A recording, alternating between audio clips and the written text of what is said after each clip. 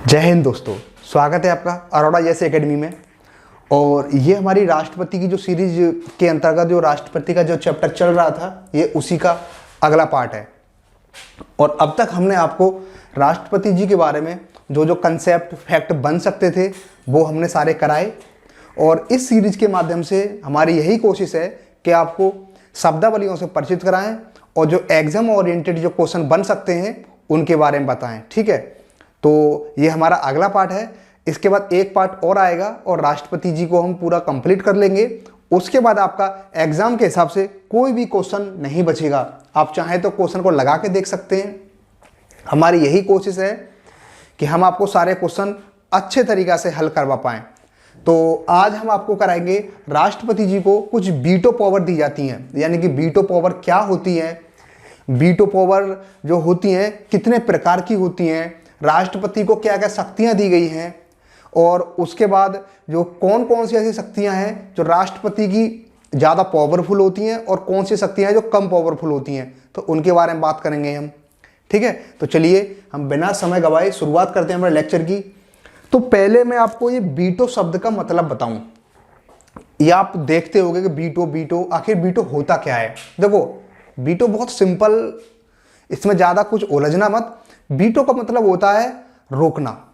ठीक है, किसको रोकना? यानी कि संसद द्वारा, दोनों सदनों द्वारा, जो संसद के दो सदन हैं, लोकसभा और राज्यसभा, यानी कि लोकसभा और राज्यसभा ने किसी विधेयक को पारित कर दिया है। ठीक है, उसके बाद वो विधेयक कहाँ पहुंचता है? राष्ट्रपति जी के पास पहुंचता है। तो राष्ट्रपति जी के पास क्या है? एक पावर होती है। उस पावर के अनुसार राष्ट्रपति जी उस विधेयक को रोक सकते हैं, उसको वापस कर सकते हैं, उसको खत्म कर सकते हैं, या फिर अपनी पॉकेट में डाल सकते हैं। ठीक है, तो इसका मतलब क्या है? इसका मतलब क्या है? किस चीज को रोकना? यानी कि संसद द्वारा पारित विधेयकों पर अपनी सहमति को रोकना वीटो पावर कहलाती है। रिपीट करता हूं एक बार, संसद द्वारा पारित विधेयकों पर सहमति को रोकना, यानी किसकी सहमति? राष्ट्रपति की सहमति को रोकना ही वीटो पावर कहलाती है। चलिए हम अब बात करते हैं वीटो पावर कितने प्रकार की होती हैं, कौन कौन सी होती हैं, और किस किस सिचुएशन में वीटो पावर लागू होती है। तो चलिए हम शुरुआत करते हैं अपनी क्लास की। तो जो पहली हमारी टॉपिक है, पहला टॉपिक हमारा यही है कि राष्ट्रपति की वीटो शक्ति क्या होती हैं। तो देखो, राष्ट्रपति की वीटो शक्ति, ठीक है, वीटो का मतलब क्या है? वीटो का मतलब है, थोड़ा जूम करता हूं हल्का सा और, ठीक है, वीटो का मतलब है चीजों को रोकना। मतलब राष्ट्रपति विधेयक को अपनी स्वीकृति के लिए सुरक्षित रख सकता है। एक मिनट, ठीक है, बात क्लियर हुई? यानी कि जो राष्ट्रपति अपनी स्वीकृति देने वाले हैं, उस स्वीकृति को राष्ट्रपति जी रोक सकते हैं, सहमति रोक सकते हैं, उसको क्या कहते हैं? वीटो। अब देखो, अब वीटो जो राष्ट्रपति के लिए जो वीटो पावर दी गई है वो क्यों महत्वपूर्ण है? आखिर संविधान निर्माताओं ने राष्ट्रपति जी को वीटो पावर क्यों दी? कुछ ना कुछ रीजन रहा होगा। थोड़ा सोचा करो, क्योंकि ऐसी कोई ना कोई बात जरूर हुई होगी कि राष्ट्रपति को वीटो पावर देने की जरूरत पड़ी। तो इसका क्या कारण थे? इसके दो कारण थे। दो कारण कौन कौन से थे? पहला तो ये था कि जो संसद कोई भी कानून बनाए, ठीक है, तो संसद कोई भी कानून बनाए तो जल्दबाजी ना करे। एक मिनट, ठीक है, तो संसद कोई भी कानून बनाए तो उस कानून पर जल्दबाजी ना करे। दूसरा है कि कोई ऐसा कानून ना बन जाए जो असंवैधानिक हो, यानी कि जो संविधान के अनुरूप ना हो। तो हम उसी की बात कर लेते हैं। राष्ट्रपति जी को जो वीटो दी गई है उसके दो कारण हैं। ठीक है, या फिर एक किस्म से आप ये समझ सकते हो कि जो राष्ट्रपति जी को जो वीटो पावर दी गई है उसके दो उद्देश्य हैं। अब दो उद्देश्य कौन कौन से हैं? यानी कि संसद के जल्दबाजी वाले विधेयक को रोकना, दूसरा है असंवैधानिक विधान को रोकना। इसका मतलब क्या है? इसका मतलब यह है, सपोज करो संसद ने कोई जल्दबाजी में विधेयक बना दिया और ना तो उस पर पूर्ण तरीके से विचार किया, ना बहुमत लिया, और ना जनता के सामने कोई बात उजागर की। यानी कि उसने जल्दबाजी में, मतलब कह सकते हैं कि लपड़ झपड़ में, और विधेयक को पारित कर दिया। लेकिन कानून तो तभी बनेगा साहब जब उस पर राष्ट्रपति जी हस्ताक्षर कर देंगे। अब दोनों सदनों द्वारा पारित विधेयक राष्ट्रपति के पास आता चल के कि राष्ट्रपति जी ऐसा करिए, हमको पारित करिए और हमको कानून बनाइए। तब राष्ट्रपति करेंगे नहीं ऐसे नहीं करूंगा, मुझे क्या करना पड़ेगा, मुझे ये देखना पड़ेगा कि कहीं आपने जल्दबाजी तो नहीं की है। तो उस जल्दबाजी को रोकने के लिए राष्ट्रपति जी वीटो पावर का प्रयोग कर सकते हैं। ठीक है, अगला है असंवैधानिक विधान को रोकना, यानी कि ऐसा कोई विधान तो नहीं बनना है जो संविधान के अनुरूप ही ना हो। तो इस चीज को भी राष्ट्रपति जी देखते हैं और उस असंवैधानिक जो विधान के अनुरूप, जैसे कि जो संविधान के अनुरूप जो कानून नहीं बन रहा हो उसको भी रोक सकते हैं। ठीक है, तो दो कंडीशन है। अब बात करते हैं हम कि जो वीटो पावर होती है वो कितने प्रकार की होती है। देखो, पहली होती है आत्यंतिक वीटो, दूसरी होती है पॉकेट वीटो, एक होती है निलंबनकारी वीटो। ठीक है, आज मैं आपको इस तरीका से कराऊंगा कि जीवन में आपको कभी भी ना तो रटने की आवश्यकता पड़ेगी ना याद रखने की आवश्यकता पड़ेगी, बस आप सब देखोगे क्लियर। ठीक है, और मेरी शुरुआत से कोशिश यही रही है कि आपको शब्दावली से परिचित कराऊं, क्योंकि संविधान बहुत आसान सब्जेक्ट है और इस शब्द को ही जो हम कह सकते हैं जो कठिन बनाया है वो इसकी शब्दावली ने बनाया है। और शब्दावली कैसी, क्योंकि जब हिंदी मीडियम में हम देखते हैं, हिंदी में क्या होता है ना, हिंदी में प्रॉब्लम यह आती है कि हम संविधान पढ़ने बैठते हैं तो हमारे पास जो मूल प्रति आती है संविधान की वो इंग्लिश में है। ठीक है, और जो हमारे पास हिंदी का कंटेंट आता है वो इंग्लिश का ट्रांसलेशन है। तो संविधान निर्माताओं ने भी यही बात बोली थी, यदि कोई विवाद होता है भाषा को लेकर तो इंग्लिश में, मूल संविधान हमारा अंग्रेजी में लिखा गया है, हम अंग्रेजी के संविधान को ही मानेंगे। ठीक है, हिंदी के संविधान को हम नहीं मानेंगे, क्योंकि हमारा जो मूल संविधान लिखा है वो इंग्लिश में ही लिखा गया है। इसीलिए जो संविधान में आप शब्दावली बड़ी बड़ी संप्रभुता, अखंडता, सुदृढ़ता, ठीक है, तो इन सब का कारण क्या है, इन सब का कारण यही है क्योंकि जो शब्दावली है वो इंग्लिश का ट्रांसलेशन है। बस इतना आपको याद रखना है। ठीक है, और मेरी कोशिश यही रहेगी कि आपको कुछ भी अलग से पढ़ने की कोई आवश्यकता नहीं है। आप इन वीडियो को देखिए और अच्छे तरीके से कंसेप्ट को क्लियर करते चलिए। ठीक है, तो हमारी ये बात क्लियर हुई कि राष्ट्रपति जी को वीटो पावर क्यों दी गई है कि संसद जल्दबाजी ना करे, दूसरा कोई ऐसा कानून ना बन जाए जो असंवैधानिक हो, यानी कि जो संविधान के अनुरूप ना हो। ठीक है, अब बात करते हैं हम अपनी आत्यंतिक वीटो की, यानी कि जो पहली वीटो होती है वो आत्यंतिक वीटो होती है। इसके बारे में देखते हैं।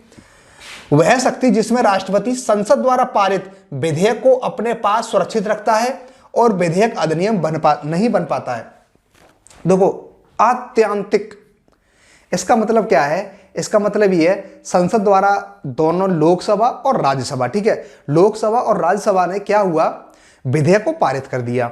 अब पारित करने के बाद कानून तो ऐसे नहीं बनेगा, कानून बनने के लिए राष्ट्रपति की सहमति अनिवार्य है।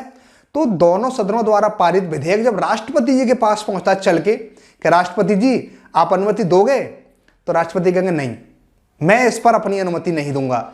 अगर राष्ट्रपति जी ने बोल दिया कि मैं इस विधेयक से असहमत हूं, तो क्या होगा, उस विधेयक, तुरंत ही विधेयक समाप्त हो जाएगा।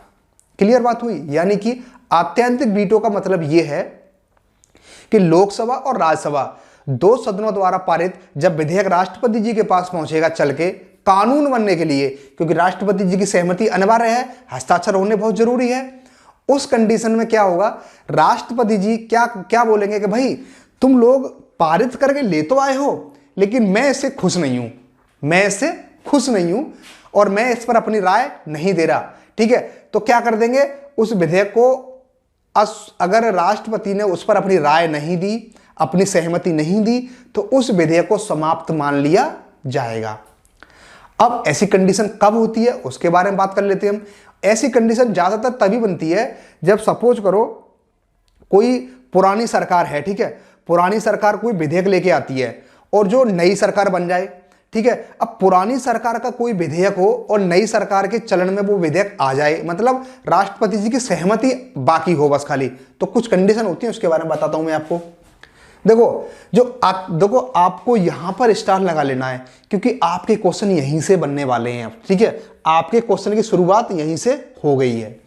पहला क्या है कि जो आत्यंतिक वीटो होता है उसका प्रयोग कब कब राष्ट्रपति जी कर सकते हैं, हम उसकी बात कर लेते हैं। ठीक है, तो देखो, यानी कि जो बिल किसी गैर मंत्री ने पेश किया हो, ध्यान रखना मंत्री दो प्रकार के होते हैं, एक तो होता है सरकारी और एक होता है गैर सरकारी। यानी कि जो सरकारी मंत्री होगा, ठीक है, वो सत्ता दल का होगा, यानी कि जिसकी इस बहुमत में सरकार होगी वो होगा सरकारी मंत्री।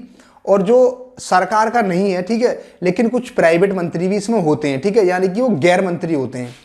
यानी कि जो बिल किसी गैर मंत्री ने प्रस्तुत किया हो, पहली कंडीशन, यानी कि राष्ट्रपति जी आत्यांतिक वीटो का प्रयोग तभी करेंगे जब किसी वो जो बिल जो आया है राष्ट्रपति के पास पारित होकर वो किसी गैर मंत्री ने पेश किया हो, यानी कि ऐसा व्यक्ति जो सरकार का प्रतिनिधि नहीं है। ठीक है, इसके बाद अगली कंडीशन कौन सी है? सरकारी विधेयक के संबंध में जब मंत्रिमंडल त्यागपत्र दे दे और नया मंत्रिमंडल राष्ट्रपति को विधेयक पर सहमति ना देने की सलाह दे। वही बात जो मैं आपसे अभी कह रहा था, वही बात आगे निकल के इसमें। क्या बात? यही बात कि जो सरकारी विधेयक होगा, यानी कि जो वर्तमान में जो बहुमत में सरकार होगी वो अपना सरकारी विधेयक लेके आएगी। ठीक है, और विधेयक अब चलो ठीक है, विधेयक को क्लियर कर लेते। विधेयक क्या होता है? विधेयक एक कच्चा कानून होता है, यानी कि जो कानून बनने से पहले जो प्रोसेस होता है, यानी कि जो प्रोसेस में होता है वो विधेयक कहलाता है। क्लियर हुई बात? यानी कानून बनने से पहले जो अधिनियम, ठीक है, प्रोसेस, जो कानून बनने की प्रोसेस में होता है, यानी कि उस पर भी काम चल रहा है, उसे बोलते हैं विधेयक। और बनकर तैयार हुआ और राष्ट्रपति ने साइन कर दिया तो वो बन जाता है कानून। ध्यान रखना, राष्ट्रपति के हस्ताक्षर के बाद हम उसे कानून बोलते हैं, और राष्ट्रपति जी के हस्ताक्षर से पहले क्या कहलाता है? वो विधेयक।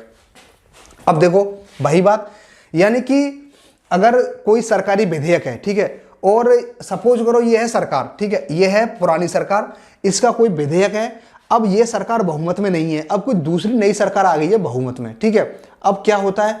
अब वो नई सरकार के जो मंत्री हैं वो ये कहते हैं कि राष्ट्रपति जी आप इस विधेयक पर अपनी राय मत दीजिए, यानी कि अपनी राय को सुरक्षित रख लीजिए और ये विधेयक समाप्त हो जाएगा।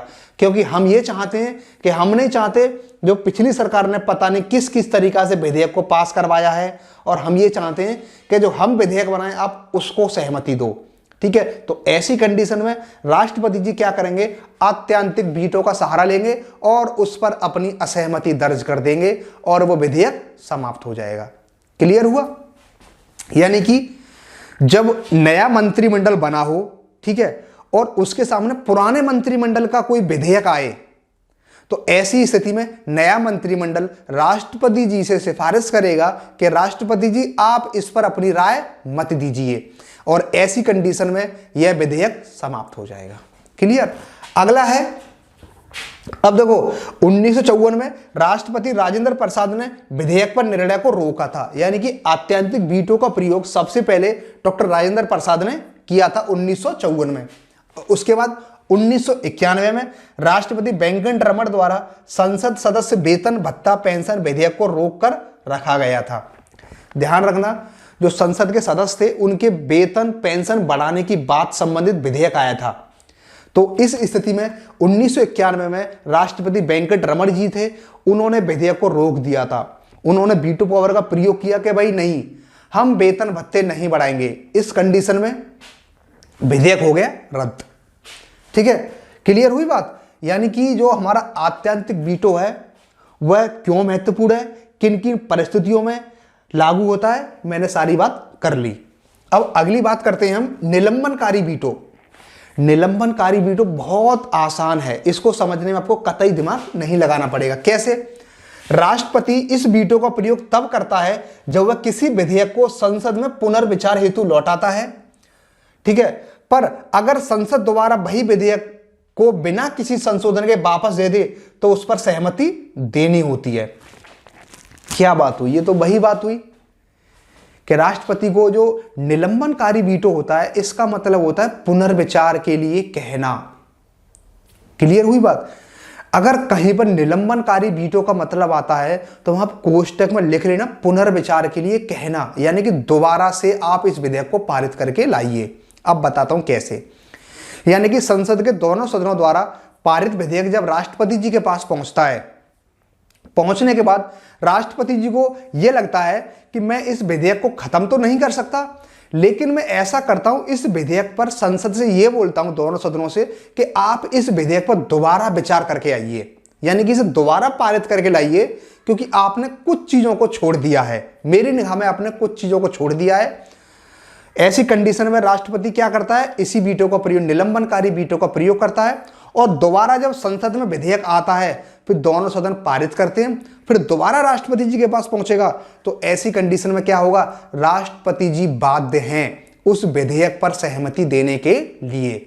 यानी कि निलंबनकारी वीटो को संसद के दोनों सदन दोबारा जब उसे पारित करके भेजेंगे तो ये वीटो पावर खत्म हो जाती है, ध्यान रखना, ठीक है। मतलब पुनर्विचार के बाद जब विधेयक आएगा राष्ट्रपति के पास, तो राष्ट्रपति जी उस पर हस्ताक्षर करने के लिए बाध्य हैं। बस इतनी सी बात है इसमें, बिल्कुल दिमाग मत लगाना, ठीक है। यदि हम अगली बात करें तो पॉकेट वीटो। पॉकेट वीटो कई मामलों में इंपॉर्टेंट है। पॉकेट वीटो का मतलब क्या आता है कि संसद के दोनों सदनों द्वारा पारित विधेयक राष्ट्रपति जी के पास पहुंचा।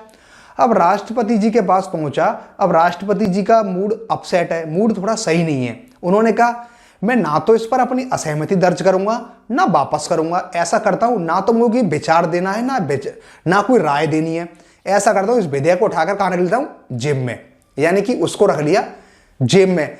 अब जेब में रख लिया, अब इसका मतलब ये नहीं है कि अब जेब में से कब निकलेगा, ठीक है, इसके बारे में कोई प्रक्रिया नहीं दी गई। यानी कि अनिश्चित काल के लिए राष्ट्रपति उसको जेब में रख लेंगे और विधेयक समाप्त हो जाएगा। अब थोड़ा देख लेते हैं इसको।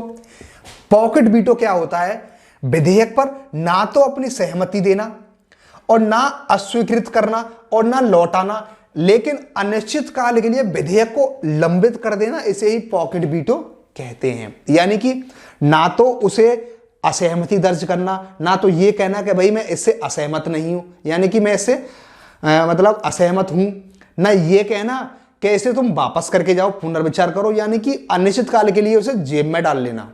सिंपल, क्लियर हुई? दोबारा बताता हूं। पॉकेट वीटो का मतलब होता है ना तो उस पर अपनी राय देना, ठीक है, ना पुनर्विचार के लिए कहना, बस क्या करना, उस विधेयक को अपनी जेब में डाल लेना या फिर अपने काउंटर पर रख लेना अनिश्चित काल के लिए। यानी कि उसका कोई निश्चित समय नहीं है कि राष्ट्रपति कब निकालेंगे, कब बनेगा, इसलिए ऐसी कंडीशन विधेयक समाप्त ही हो जाता है, मतलब कोलैप्स हो जाता है। अब इसका प्रयोग कब कब हुआ है, तो देखो 1986 में राष्ट्रपति जेल सिंह द्वारा भारतीय डाक अधिनियम के संदर्भ में इसका प्रयोग किया गया था। यानी कि डाक संबंधित अधिनियम आया था। ज्ञानी जेल सिंह, आपसे क्वेश्चन पूछा जाता है कि जो पॉकेट वीटो का प्रयोग सर्वप्रथम कब किया गया था, तो ध्यान रखना 1986 में राष्ट्रपति ज्ञानी जेल सिंह थे, उन्होंने डाक संबंधित अधिनियम आया था, उस संबंध में क्या किया था, उसे पॉकेट में डाल लिया था। यानी कि यहां पर कुछ प्राइवेसी का खतरा था, उस संबंध की बात है, ठीक है। उसके बाद है संविधान संशोधन से संबंधित अधिनियम, राष्ट्रपति के पास कोई वीटो नहीं है। ध्यान रखना, यदि संविधान में संशोधन करना हो तो राष्ट्रपति किसी भी वीटो पावर का इस्तेमाल नहीं कर सकते। यहां पर राष्ट्रपति जी के हाथ बांध दिए गए हैं। क्यों? क्योंकि संविधान में संशोधन एक बहुत महत्वपूर्ण पार्ट होता है, इसलिए राष्ट्रपति जी को संविधान संशोधन संबंधित वीटो पावर की शक्ति नहीं दी गई है। अगर कभी क्वेश्चन ये आता है यदि संविधान में संशोधन करना हो तो क्या राष्ट्रपति उस पर अपनी सहमति रोक सकते हैं या पॉकेट वीटो का इस्तेमाल कर सकते हैं? नहीं कर सकते। ध्यान रखना, उस पर कोई शक्ति नहीं दी गई है। यहां पर यही बात है, संविधान संशोधन से संबंधित अधिनियम में राष्ट्रपति के पास कोई वीटो नहीं है। 24वें संविधान संशोधन अधिनियम 1971 ने संशोधन पर स्वीकृति के लिए बाध्य कर दिया। यानी कि आपसे क्वेश्चन पूछा जाएगा कि आखिर वो कौन सा संविधान संशोधन है जिसके द्वारा राष्ट्रपति जी संविधान संशोधन विधेयक पर सहमति देने के लिए बाध्य हैं। क्वेश्चन सीधा सीधा पूछ लिया जाएगा, तो आपको इस पर स्टार लगा लेना है। यानी कि 24वां संविधान संशोधन आया था, उसने ये बोला था 24वें संविधान संशोधन में यह प्रावधान था कि राष्ट्रपति जी संविधान संशोधन के मामले में आपको कोई शक्ति नहीं है, आप उस पर कुछ भी नहीं कर सकते, आपको सहमति देनी ही पड़ेगी। क्लियर हुआ? ठीक है, आपको इतनी बात बस याद रखनी है। अब आता है जो, ये तो होगी हमारी केंद्र स्तर की बातें लेकिन आप देखते होंगे क्योंकि राज्य सरकारों में भी आपने देखा होगा विधानमंडल है, वहां पे क्या विधानसभा और विधान परिषद दोनों होती हैं, कहीं कहीं पर विधानसभा अकेली होती है। अब हम बात कर लेते हैं, हम उत्तर प्रदेश को ले लेते हैं। तो उत्तर प्रदेश में वीटो पावर का इस्तेमाल कौन करेगा? सपोज करो किसी राज्य में, ये तो होगी हमारे केंद्र की बात, यानी केंद्र के स्तर पर वीटो पावर का इस्तेमाल कौन करते हैं? राष्ट्रपति जी करते हैं। लेकिन जो राज्य हैं उन राज्य में इस्तेमाल कौन करेगा इस वीटो पावर का? तो ध्यान रखना, मैंने शुरुआत में आपको एक बात बताई थी, केंद्र के स्तर पर तो राष्ट्रपति हैं, लेकिन प्रत्येक राज्य में कौन है? राज्यपाल। अब आपको एक बात याद रखनी है, यदि राज्य का कोई विधेयक है तो उस पर वीटो पावर इस्तेमाल करने का अधिकार राज्यपाल को होता है, और राज्यपाल के साथ साथ राष्ट्रपति को भी होता है। कैसे कैसे होता है उसकी बात कर लेते हैं। जैसे कि सपोज करो जो राज्य की जो विधानसभा है या फिर विधानमंडल है, उसने कोई कानून बनाया, यानी कि उसने कोई अधिनियम बनाया, ठीक है, और अधिनियम उसने पारित कर लिया। पारित करने के बाद राज्यपाल के पास आया। अब राज्यपाल ने क्या हुआ, उस पर ना तो अपनी राय दी, नहीं तो उसको स्वीकार किया, और ना उसे वापस किया, और ना ही उसे अस्वीकार किया। लेकिन उसके पास राष्ट्रपति से एक शक्ति ज्यादा होती है, यानी कि राष्ट्रपति के पास 3 विकल्प हैं, या तो उसे स्वीकार करे या अस्वीकार करे या फिर उसे वापस कर दे। लेकिन राज्यपाल के पास स्वीकार कर सकता है, अस्वीकार कर सकता है, ठीक है, उसके बाद सहमति दे सकता है, और उसे राष्ट्रपति के नाम से रिजर्व कर सकता है। तो ध्यान रखना, अब क्या होगा, आर्टिकल 200 के तहत, यानी कि जो राज्य की जो विधानसभा है, ठीक है, उसने क्या हुआ, पारित कर दिया। अब राज्यपाल जी के पास आया विधेयक कानून बनने के लिए, यानी कि हस्ताक्षर करने के लिए। राज्यपाल ने कहा भाई मेरी समझ से बाहर है और ये विधेयक थोड़ा ज्यादा इंपॉर्टेंट है, तो वो क्या करेंगे, उस विधेयक को राष्ट्रपति के नाम से आरक्षित यानी रिजर्व कर देंगे कि भाई अब इस पर फैसला मैं नहीं लूंगा, राष्ट्रपति जी इस पर फैसला लेंगे।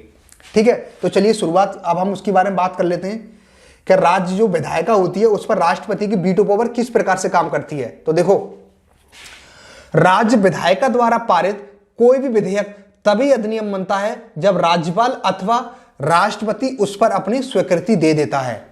बात क्लियर हुई। अगली बात, जब कोई विधेयक राज्यपाल की स्वीकृति के लिए लाया जाता है तब राज्यपाल के पास 4 शक्तियां होती हैं। मैंने बता दिया आपको, अब एक एक करके बात कर लेते हैं।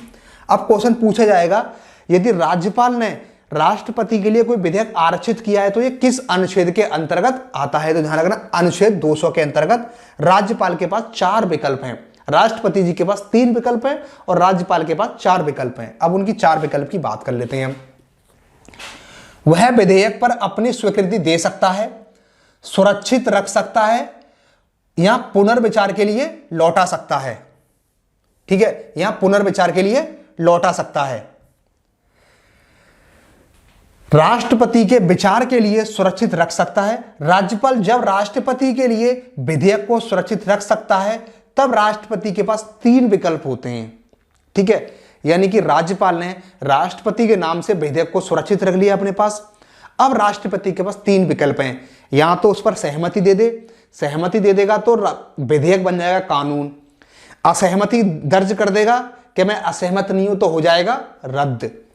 तीसरा होता है पुनर्विचार के लिए, या तो उसे वापस कर देगा।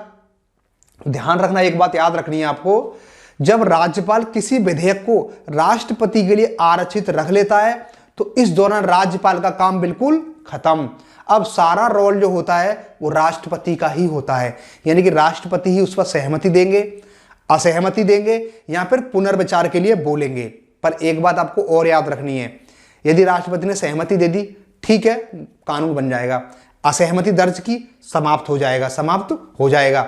अगला है, यदि पुनर्विचार के लिए बोल दिया और जब दोबारा वापस आएगा पारित होके दोनों सदनों के द्वारा या एक सदन के द्वारा, तो राष्ट्रपति जी बाध्य नहीं है।